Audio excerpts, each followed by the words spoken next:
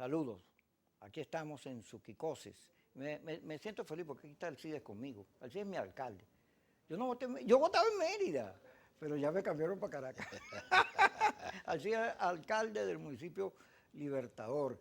Y está con nosotros que vino a Caracas. ¿Viniste a los asuntos de la política o a buscar platica? Vinimos a asuntos relacionados con la política y de igual manera a resolver otros que atañen directamente a la gestión que desarrollamos en la alcaldía. Alcides, ¿cómo estás viendo todo? Porque aquí, siéndote honesto, tú fuiste el primero que se alzó en AD que dijo, yo quiero mi tarjeta aquí en este programa. Y fíjate, las tendencias se han movido hacia la participación electoral. Pero yo estoy complicado porque yo no veo bien la cosa, porque hay demasiada segmentación, división, ideos en la oposición. Fíjate, la tarjeta de la MU salió, Capriles la pidió ahí, para que sirviera de plataforma para que AD, Primero Justicia, los partidos que no tienen tarjeta aterrizaran ahí, pero entonces agarraron la tarjeta de la MU, ¡ajá! Y empezaron a reproducir los mismos comportamientos que habían caracterizado el G4. La vanidad, la prepotencia, la soberbia, sin un ápice de reconocimiento de los errores que cometieron apoyando el interinato, como si no hubiera pasado nada. Ayer lo denunció Enrique Mendoza, anteayer. Dijo, bueno, pero si van a agarrar tarjeta de la MU para excluir a los demás, ¿para qué? Mejor no la agarren. Entonces pareciera que van a haber 3, 4 plataformas en todas las gobernaciones, en todas las alcaldías, y eso, si se lee bien las encuestas, es todo lo contrario a lo que quiere la gente. ¿Cómo lo estás viendo tú? Sí, fíjate, tengo que aclarar algo básico en torno a esa pregunta. Los adecos tenemos tarjeta. Los adecos no estamos buscando ninguna otra alternativa que no sea la tarjeta blanca. Ese ha sido el propósito de esta dirección nacional encabezada por Bernabé Gutiérrez y ese es el propósito que nos hemos trazado desde el año pasado con la intención de más nunca dejar de participar en ningún proceso electoral y que las venezolanas y los venezolanos tengan en Acción Democrática una alternativa para solventar o para expresarse ante la crisis enorme que vive el país. Es indudable que existen problemas en los factores de oposición producto de la incorporación ahora de lo que llaman G4. G4 que se mantuvo en la abstención hasta diciembre y que hoy, a Dios gracias, entran en un proceso de rectificación y entienden que la participación es fundamental en Venezuela para que seamos los venezolanos los que salgamos de la grave crisis que se vive en el país. Ahora, un G4 que viene a ser división del avance que se tiene de la oposición en cuanto a la guerra contra el gobierno, indudablemente que viene es a favorecer a los factores de gobierno. Nos han criticado y nos han etiquetado como alacranes. Alacranes porque queremos participar, alacranes porque creemos que los partidos políticos cumplen un fin determinado y es un mecanismo de expresión de un pueblo. Por eso nos llaman alacranes. Hoy otros recuperan las tarjetas en acuerdos con el gobierno y no son alacranes. Lo que pretenden es dividir a los factores de oposición y creo que así como las encuestas lo señalan, de que están buscando caras nuevas, gente fresca, gente que se identifique con la realidad de un pueblo, no deja de ser menos cierto de que hoy estos factores pretenden señalar o dañar el avance que tuvimos el 6 de diciembre. Esto va a traer una consecuencia, que el pueblo venezolano se va a rebelar y no va a seguir esas políticas divisionistas y sé que el pueblo tiene necesidad de cambio. Sé que los venezolanos no nos calamos más no tener gasolina, problemas de electricidad, problemas con el gas, problemas con los servicios, problemas del alto costo de la vida, problemas con los sueldos y salarios que no alcanzan para nada. Y la gente tiene que rebelarse, tiene que expresarse a través del mecanismo que establece la Constitución, que es la vía electoral, pacífica y democrática, que es la que nosotros desde Acción Democrática venimos respaldando a lo largo y ancho del Estado. Voy a hacer un paréntesis aquí porque nombraste agua, gas, luz. Y el tema de la basura también es un tema de eso. Ayer lo discutía y lo he venido discutiendo con todo el mundo. Yo digo, mire, ahorita estoy sin agua y la luz se va a cada rato. Pero en mi casa, donde yo vivo en Bellomonte, recogen la basura. Es una empresa privada. Yo me acuerdo que Lester, yo lo he puesto aquí, a Lester lo mató la basura. Porque, bueno, le quitaron los camiones, se los desaparecieron. Igual le pasó a Carlos Ocarí y a la esposa de Rosales en Maracaibo. Se le convirtió en un problema el recoger basura porque a propósito y adrede el gobierno le generó una dificultad. ¿Cómo resolviste tú el tema de la basura? Porque yo tengo un chaco donde tú me mandas las cosas, Sí, fíjate. pero para no decirlo yo. No, pero fíjate lo siguiente, en efecto, cuando nosotros asumimos la conducción de la alcaldía del municipio Libertador, nos conseguimos con el principal problema de los merideños, la basura. Lo que en otrora era la ciudad más limpia de Venezuela, hoy tenían como principal problema el tema de la recolección de los desechos sólidos. Hicimos toda la investigación necesaria porque la alcaldía tenía en su momento 9 camiones compactadores que cuando nosotros llegamos lo único que conseguimos fue el manojo de llaves. 9 compactadores desaparecidos. Hicimos todos los esfuerzos. Pero el alcalde tuyo, anterior a ti, era de oposición. Era de oposición. Entonces no solamente el gobierno daña, hay muchos que pretenden dañar producto de aquello del celo político. Sin embargo, nosotros con gran esfuerzo y en un convenio con la gobernación del estado, decidimos orientarnos en la recuperación de unos camiones compactadores que estaban convertidos en una total chatarra. Hicimos un convenio por 10 camiones compactadores y fuimos arreglando y reparando uno a uno. Al propio tiempo, desde la alcaldía, decidimos crear un ente desconcentrado que permite que el recurso, el pago por la prestación del servicio, sea invertido única y exclusivamente en recolección de desechos sólidos y no desviado para ningún otro asunto de la alcaldía. Eso permite optimizar los recursos. Y así sucesivamente fuimos recuperando unidades hasta que de las 10 unidades tenemos recuperadas 8 y 2 que el año pasado, con mucho sacrificio y mucho esfuerzo, la alcaldía compró con recursos propios. Ese es el estadio en este momento para mantener la ciudad limpia. No es que digamos que es la ciudad más limpia porque a nosotros se nos ocurre, es que las ONG encargadas del observatorio en materia de recolección y ambiente han manifestado en todos los sondeos de opinión de que la ciudad de Mérida se ha recuperado de manera significativa producto de la gestión que se viene haciendo desde la alcaldía. Vamos a seguir con la conversación, pero antes, el corte, ya regresamos con su programa Kikosis, aquí en Globovisión.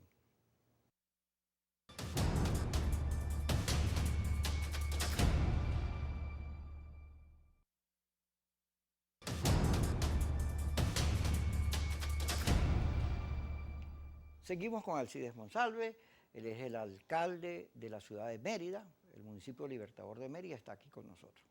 Volviendo a la política. Ramón Guevara ha dicho que él depende de lo que diga Henry Ramos Alú para participar en la elección.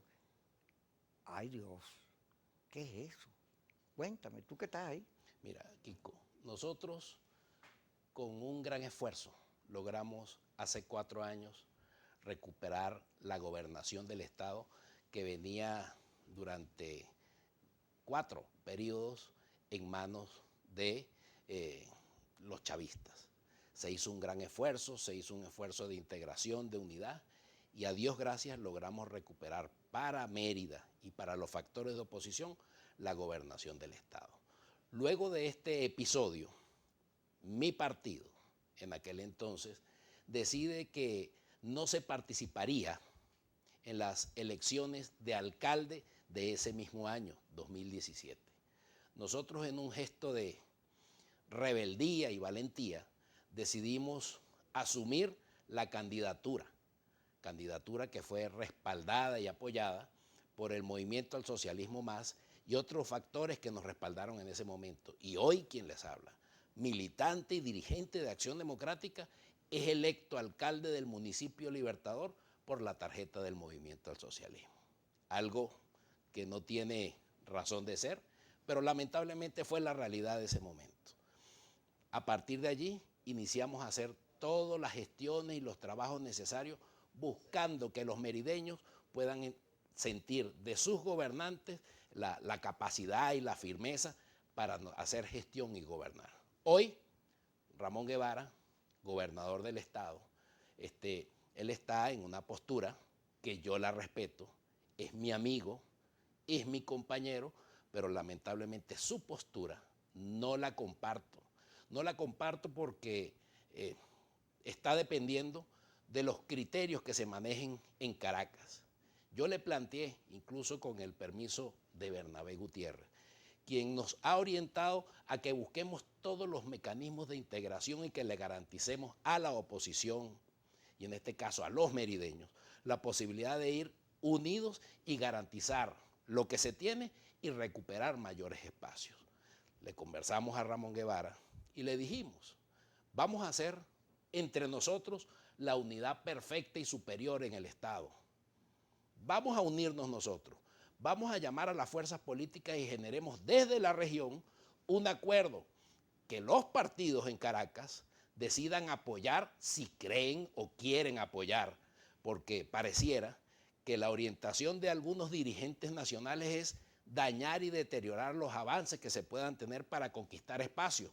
En ese sentido, Bernabé ha sido sumamente claro con nosotros y nos ha permitido esa posibilidad de conversar, de buscar acuerdos que nos permitan avanzar, preservando lo que se tiene y garantizando triunfos en nuestros espacios. Lamentablemente, esa es la posición de Ramón, depende de una circunstancia nacional. Nosotros también dependemos de una circunstancia nacional, pero fundamentalmente dependemos de los criterios de los merideños y de la necesidad que practiquemos política desde la región y que le enseñemos a Venezuela que desde una región se puedan generar acuerdos necesarios y que sean los partidos nacionales quienes se acoplen a la realidad de las regiones y no las regiones a las necesidades de la política nacional. Fíjate, viendo la última encuesta de Delfos, como a mí no me interesa mentirme, porque como periodista debo tratar de ser honesto en los planteamientos, de buscar la verdad de las cosas, ahí le preguntan a la gente, ¿qué cree usted que pasó con Guaidó? Las dos primeras preguntas que tienen respuestas, que tienen como 70% en preguntas de selección, en respuestas de selección, dicen es que a Guaidó lo traicionaron. La tercera pregunta, con 56, que se equivocó. La verdad verdadera es la tercera. Guaidó se equivocó. Pero hay una sensación, por lo ocurrido en la Asamblea Nacional, cuando Parra la gana, la reja, la manera en que fueron fiscalizados los diputados, de que a Guaidó le hicieron trampa. Y también hay una especie, sobre todo en los sectores de clase media, hay una protección hacia Guaidó. Es un muchacho, le echó pichón, es valiente, oye, puso lo mejor, él no tiene la culpa. Cuando uno va a revisar la política te encuentras, ¿por qué esta segmentación y este tema de 85 partidos de oposición entre los regionales y los nacionales? Y faltaron como más, porque había más tarjetas ahí. ¿Por qué esto? Tiene que ver con la derrota. Porque la gente en la encuesta también, tú te das cuenta que se dio cuenta, valga la redundancia, que la política del interinato perdió, no logró su objetivo. Pero en vez del interinato, hacer lo que hizo Chávez el 4 de febrero, que se paró y dijo, yo asumo que por ahora, pero asumo. No, estos pretenden culpar a los demás de sus errores. Entonces, ¿de dónde salió la palabra colaboracionista? Bueno, después del 2017, de 4 meses y una cantidad de muchachos muertos, apareció María Corina diciendo, no es que la oposición pierde, sino que hay unos traidores. Pero la verdad es que perdías porque te equivocaste. 4 meses en la calle y no pasaste de Banesco aquí en Caracas, tú ya sabías que eso no iba para ningún lado. Entonces, ¿por qué insistir con el costo que eso tuvo? Te equivocaste. Cuando a Bill Clinton, ¿tú te acuerdas del caso de Lewinsky? Claro. Él dijo, no, la encuesta en el suelo hasta que dijo sí, es verdad. La gente está reclamando que le digan la verdad, pero uno no ve verdades en ningún lado, porque el daño de colaboracionistas, alacranes, traidores, vendedores imperialistas, ladrones, porque a Guaidó y al equipo de ellos los acusan de ladrones, de los reales hemonómeros. En Paraguay casi cae el gobierno por un problema de platica. Y la señora Patricia Poleo y los que están en Miami ven todo el día diciendo que denuncias de corrupción por todos lados. Yo no sé si eso es verdad o mentira porque no quiero jugar, pero lo cierto es que tú le hiciste un daño horrible a la unidad, no solo agarrando la Asamblea Nacional y tirándola en la política que la tiraste, sino también en este desprecio hacia los demás, inculparlos de tus propios errores. Y eso yo no veo que se corrija, por lo cual, si tú no lo corriges, yo creo que tienes que ir a la política a ver qué te ocurre, porque la política no perdona errores. No sé qué opinas tú de todo lo que te planteé. Mira, el caso de la Asamblea Interina es un caso sumamente complejo. Yo abogo porque todos los factores de oposición nos encaminemos en la política, en la participación, en no ceder espacio. Esto lo digo sin ánimos de criticar ni cuestionar a aquellos que han creído que el interinato es el mecanismo para salir de la crisis que vive el país. Yo creo que el mecanismo lo tenemos nosotros en nuestras manos. Ese mecanismo es participar y es votando. Ahora, estamos esperando supuestamente de un sector que existan condiciones. ¿Cuáles son las condiciones que estamos requiriendo nosotros? Se planteó de un CNE distinto, se cambió el CNE con actores de todas las tendencias buscando de que ese CNE sea lo más representativo y lo más potable para los ciudadanos, con la participación de G4, Interinato y de todo el mundo. Ahora seguimos pidiendo que existan condiciones. ¿Cuál es la condición que le vamos a pedir? Yo creo que nosotros en ese tema de interinato, en ese tema de condiciones, hemos perdido espacios bellísimos donde nosotros como oposición pudiéramos llevar la voz cantante de un pueblo que está clamando por los cambios. Allí tenemos la elección del 6 de diciembre. Quédate un momentico en la elección del 6 de diciembre, que ya la señora Yesenia Balsa me está diciendo que tenemos que ir al corte, y como yo soy un hombre obediente, sí, mi amor, vamos para el corte.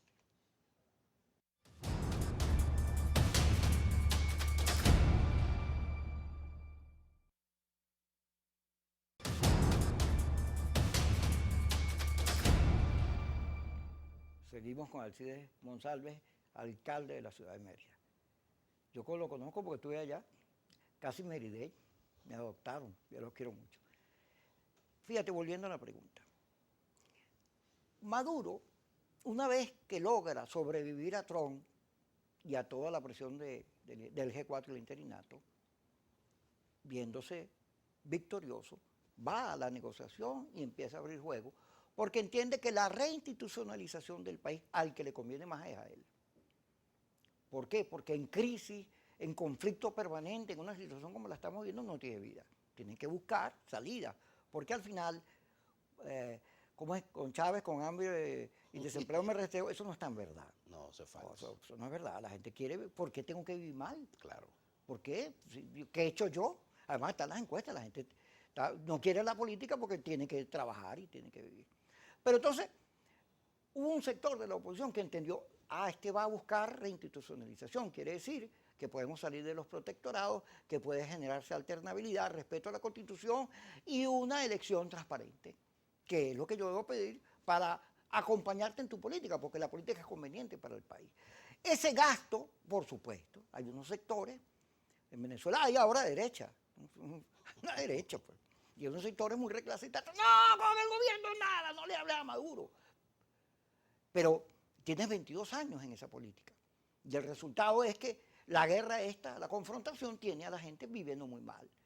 Ahora, si hay la posibilidad de, un momentico, ok, nos dimos unas trompadas, nos hemos golpeado, nos hemos acusado, pero bueno, vamos a, como ha hecho todo el continente, a resolver nuestros asuntos por la vía de voto, porque además nosotros somos la democracia más vieja.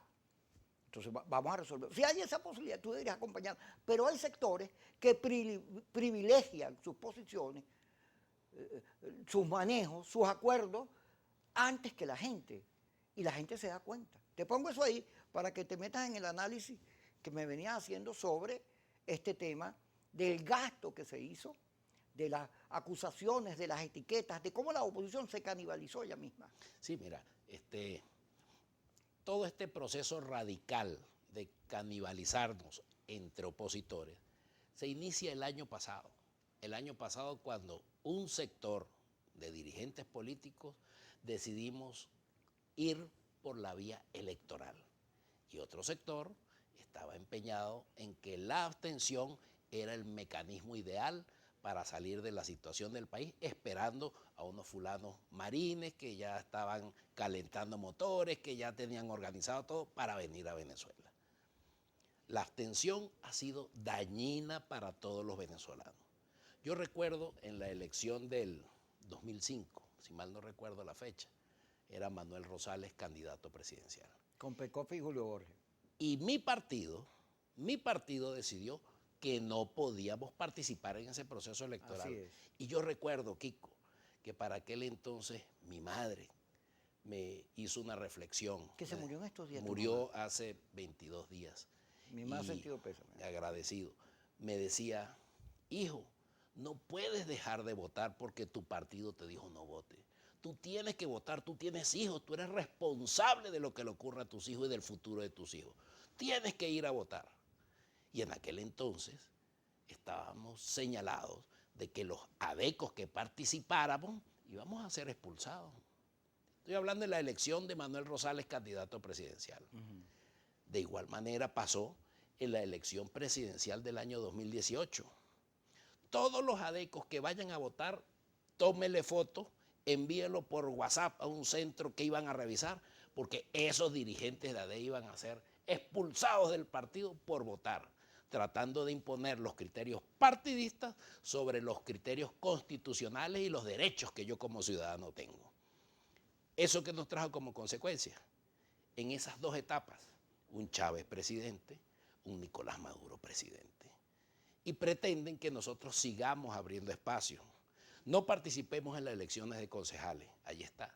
La mayoría de las cámaras en manos del chavismo. No participemos en la elección de legisladores. La mayoría de los consejos legislativos están en contra, son del partido de gobierno. ¿Qué logramos con eso? Hoy, en nuestra Cámara Municipal, que es en contra, tenemos un gran conflicto con la Cámara. Resulta que la semana pasada, Kiko, el gobierno nacional le envía a todas las alcaldías y gobernaciones, pero le envía el crédito adicional para el pago de nómina. Y el sobrante de ese pago de nómina va para el funcionamiento de la municipalidad. Resulta que los personajes de la Cámara Municipal, como están en campaña, decidieron no aprobar ese crédito adicional para que no le paguemos los sueldos de miseria que hoy ganan los empleados públicos, pero para que no honremos ese pago, producto de que ellos no quieren. Y ahora salen hoy con la fulana excusa de que es que hay una ordenanza que dice que a ellos hay que darle el 10%. El 10%. ¿A los concejales? A los concejales hay que darles el 10% de ese crédito adicional. En efecto, esa ordenanza existe. Pero escúchame, estamos hablando de quitarle el 10% del sueldo y salario de los trabajadores municipales para la Cámara, que en todo este periodo no han sido capaces de aprobar una ordenanza. ¿Cómo justifican ellos esa cantidad de recursos que se les ha dado? Y nosotros les damos el 10% del sobrante que corresponde al pago de empleados, incluidos los empleados de la Cámara Municipal. Pero ellos quieren el 10% de todo. Quieren todo. Y ese tipo de cámaras municipales y ese tipo de concejales es producto de la abstención. Entonces, una cámara municipal que no se compagina con la realidad, con un gobierno municipal, con una alcaldía que es proactiva, que es eficiente, que es honesta y que ha demostrado capacidad de gerencia. Y eso a los chavistas no les gusta.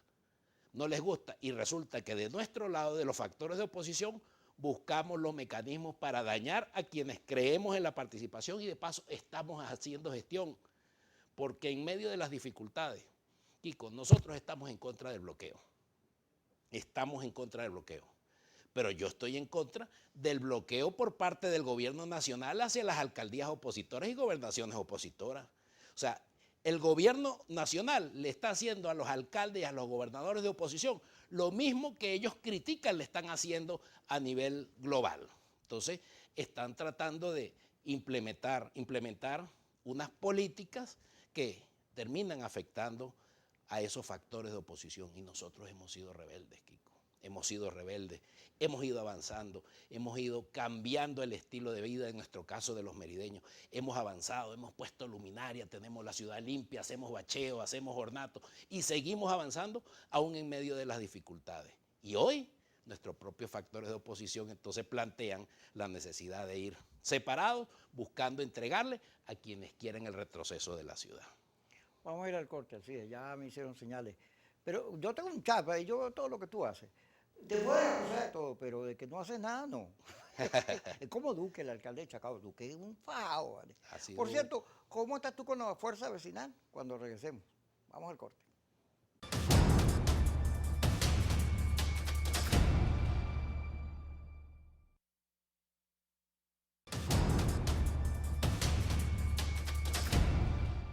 Alcides Monsalve con nosotros, alcalde de Mérida.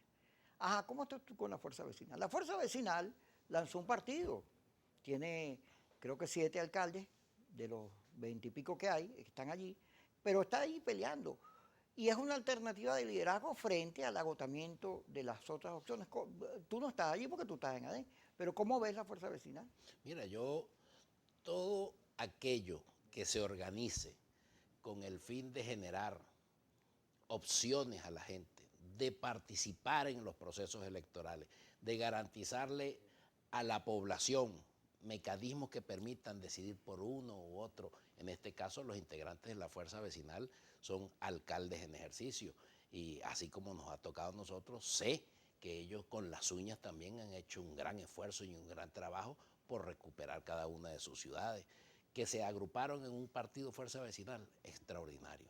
Lo importante es que esta organización entienda de que se debe buscar la integración con las otras fuerzas políticas, buscando tener a los mejores hombres y a las mejores mujeres como aspirantes y como factores de integración para hacer gestión y para garantizar un triunfo de los factores de oposición en las elecciones venideras del próximo 21 de noviembre. Yo abogo porque esa organización y cualquier otra organización entienda que unidos debemos trabajar en función de un proyecto país. Si alguna ciudad es joven y universitaria es Mérida. Yo vengo en una campaña, oye, no voy a cesar porque yo amo mucho mi universidad, la UCB, y conozco a la ULA bastante.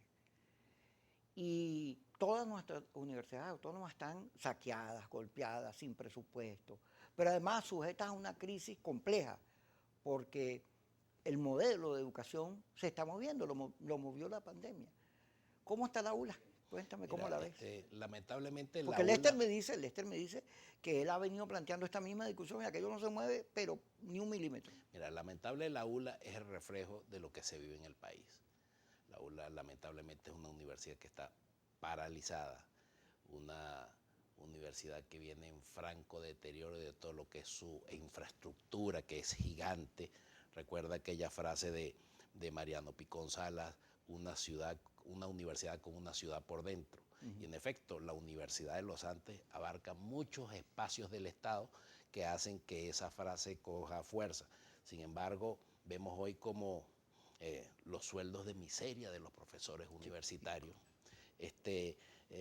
Vemos como los mecanismos para poder dar clases a distancia. Dice, mire, vamos a tratar de dar clases por internet. Entonces no hay internet, no hay luz y siempre hay algún factor de servicio que se interpone en la posibilidad de generar la educación.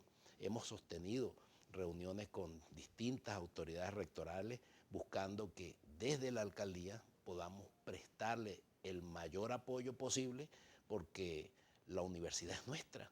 La universidad forma parte de la idiosincrasia del merideño. La universidad es ícono de la educación venezolana. La Universidad de los Andes es orgullo de Mérida.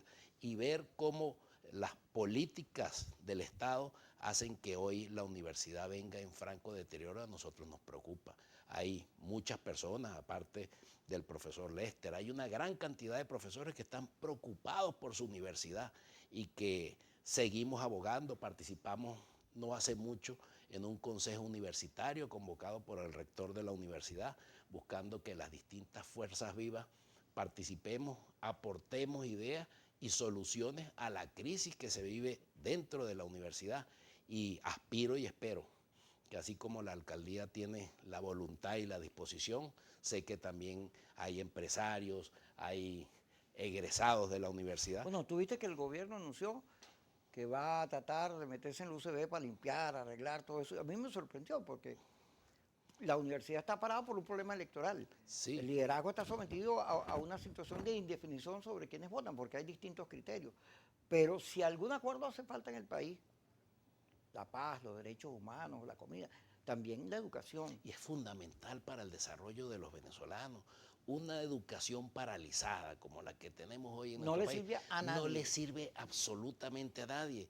Y yo creo que es buscar esos detalles que pudieran unirnos, gobierno, oposición, distintos factores, donde podamos poner ese granito de arena que nos permita todos juntos solventar un problema que nos es común. En este caso, la educación.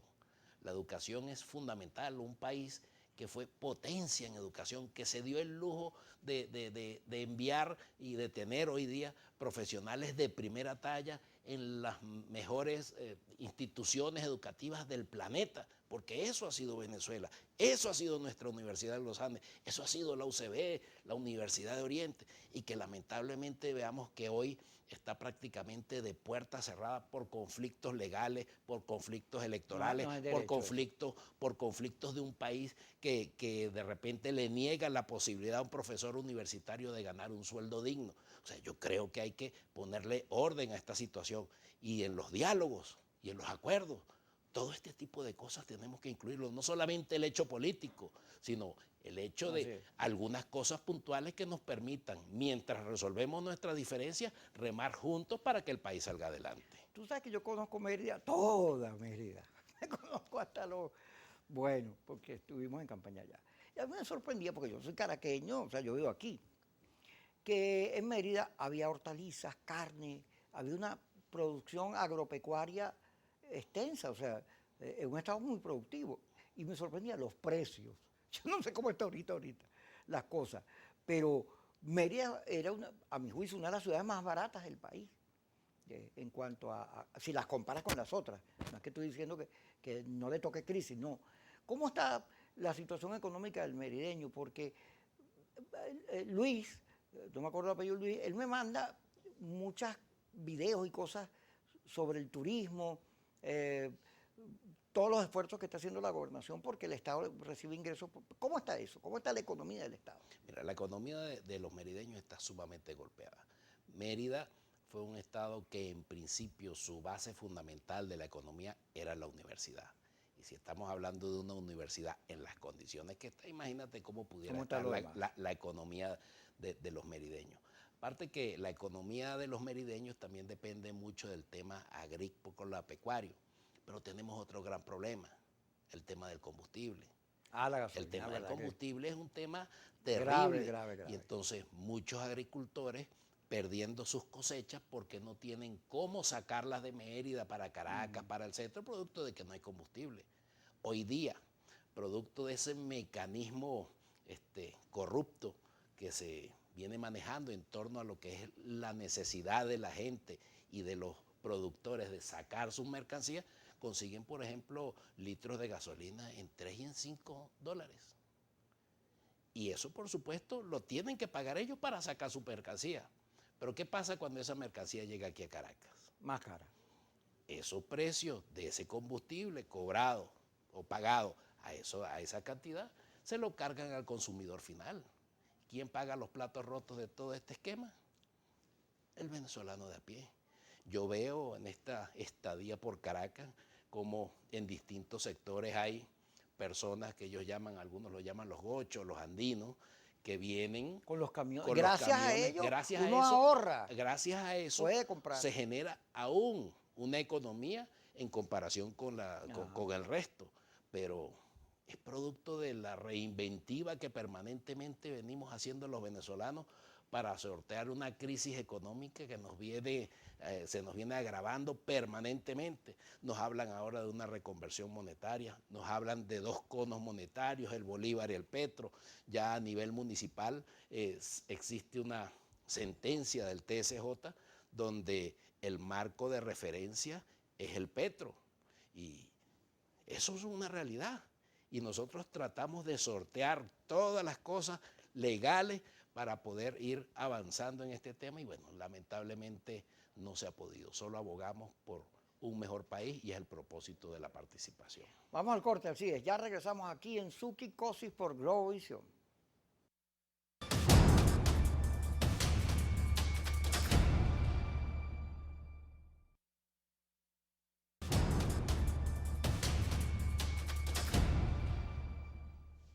Ajá, mira, el director está inspirado. Debe ser merideño. Volvamos al CIDE Monsalve a discutir aquí asuntos de la política. Fíjate, yo estoy viendo las Olimpiadas, porque las Olimpiadas tienen dos fenómenos a mi juicio. Uno el tecnológico, hay unos carritos que llevan la medalla y no sé qué cosa. Y todo el despliegue. Estaba viendo velas y en el agua proyectan con una gráfica espectacular los carriles y todo, ¿no? Una cosa, bueno, emocionante.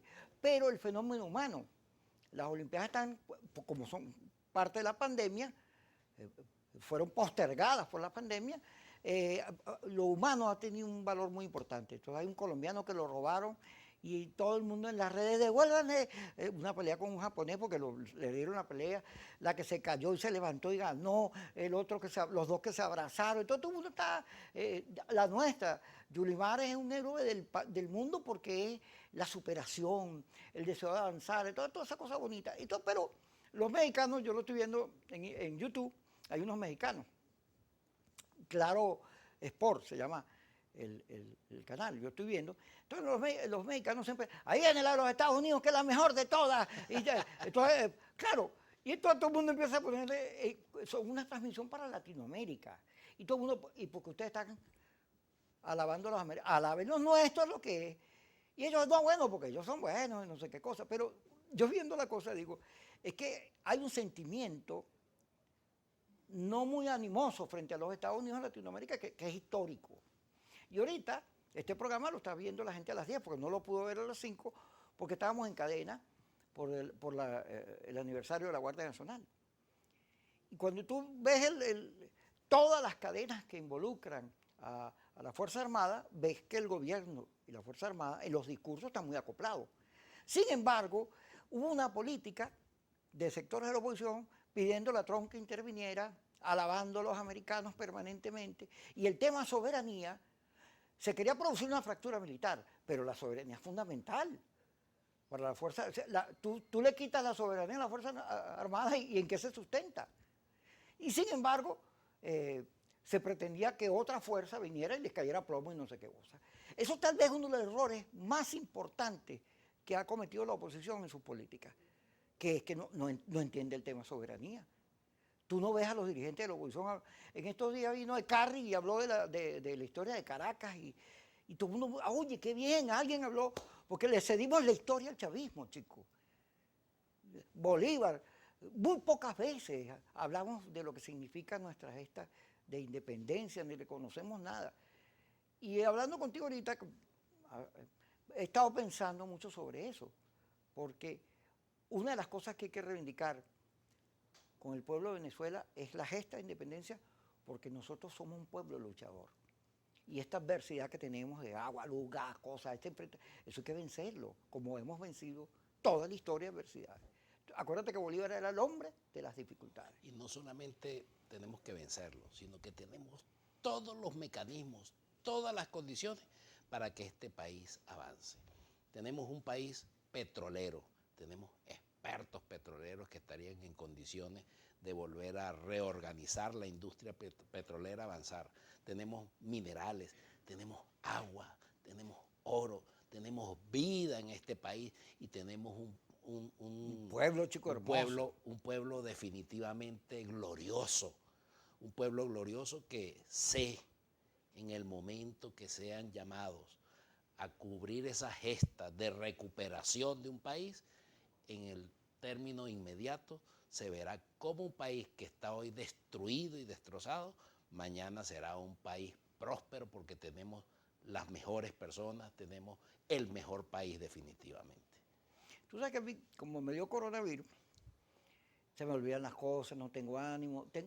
Ya han pasado 5 meses y todavía yo tengo secuelas. Entonces yo vivo diciendo a la gente, mire, yo estoy malito, pues nadie me cree. Porque la gente está obstinada en la queja. Entonces yo me empiezo a quejar y me tratan como si fuera alguien que está pidiendo agua, gas, luz, lo que sea. El país está como obstinado de eso. Y no significa que no tengamos derecho a protestar o a señalar que las cosas están mal, sino que también hay que buscar una vuelta a eso para que la protesta signifique democracia, signifique superación, participación.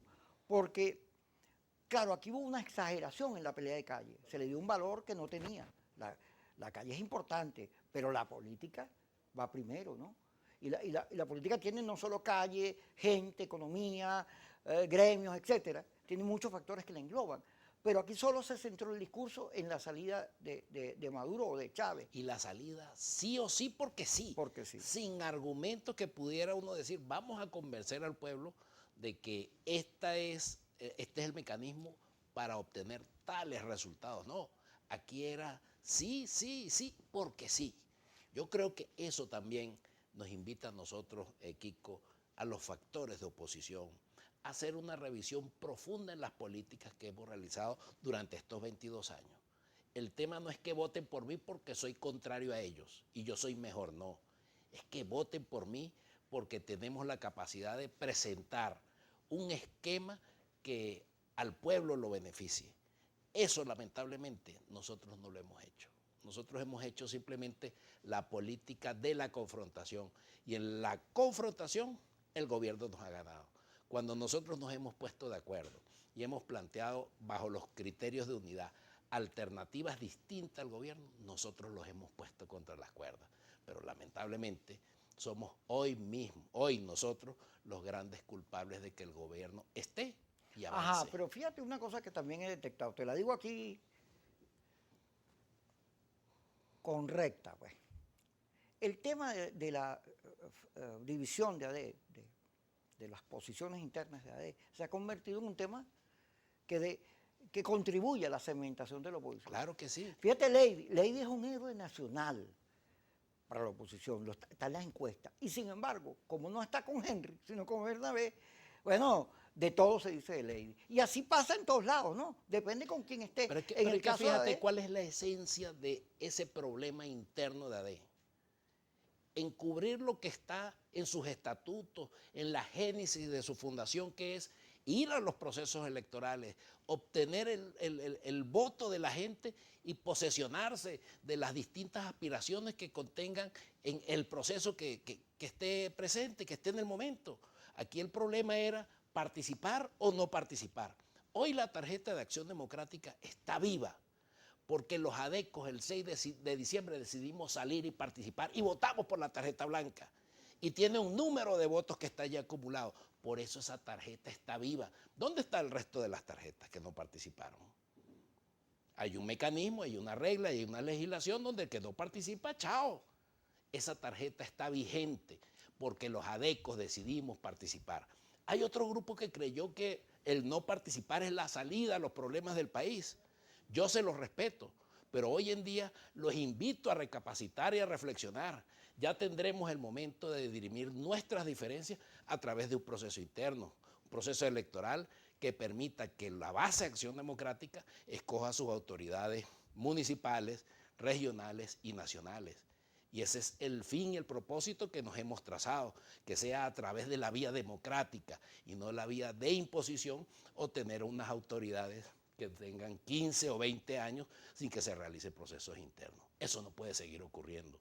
Y es a eso a lo que nosotros nos oponemos. ¿Adeco es adeco hasta que se muere? Hasta que se muere, y no solamente hasta que se muere, sino que si en el cielo se vota, allá también se vota blanco. Gracias, Alcides, gracias a todos ustedes. A las 5 y a las 10, Kikosis por Globovisión.